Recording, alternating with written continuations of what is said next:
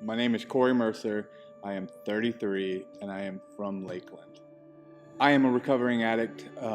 My childhood growing up, it was good the first 7 years, and then when my parents got a divorce, it got very dysfunctional.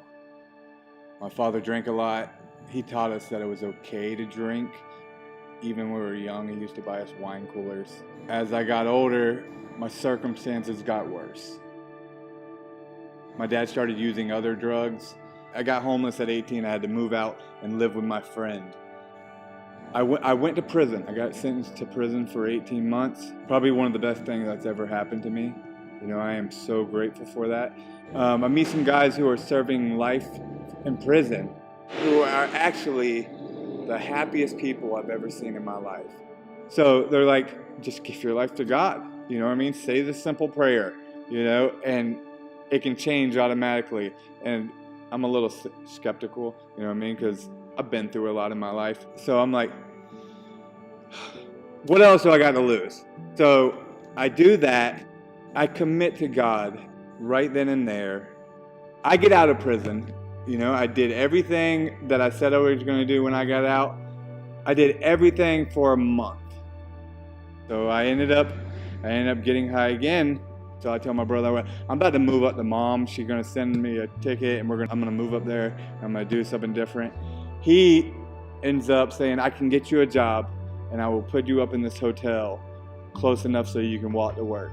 The owner of the company has been a member of Narcotics Anonymous now for over 34 years. I'm still continuing to use.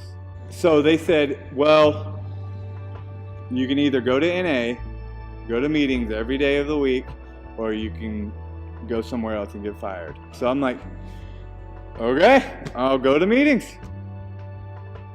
Most active addicts, they're praying for help. You know what I mean? Most of them don't want to be high. There were multiple times that I'd cry while I'm getting high because I don't want to get high and I can't stop. I had to learn that I was an addict and that wasn't going to change no matter what. God wasn't going to be like, you're not an addict. You know what I mean? He didn't do that. He's like, you have a problem, you need help. Here's other tools to use to help yourself. Through time spent with him, time spent with others, I developed something called personal responsibility. I live by that now. I take responsibility for my actions. It's one of the best things I've ever done in my life. I still go to my meetings. I still got a home group. I still have a service commitment. But now I have friends who aren't addicts.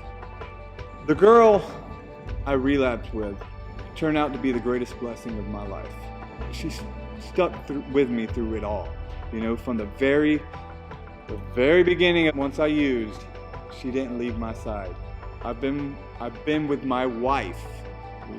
I've been with my wife for 4 years, 5 years, 5 years, 5 years.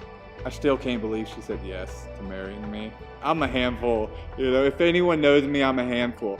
Once I get clean, I start trying to take better care of myself. Like, I've never done this. Why haven't I done this? So I start working out. So I come to this gym, the gym I'm sitting at today, and the first thing I see is the words God, written on the wall. Instantly I knew this is where I needed to be. So I'm like, I want to be like these guys. I want to be like these people.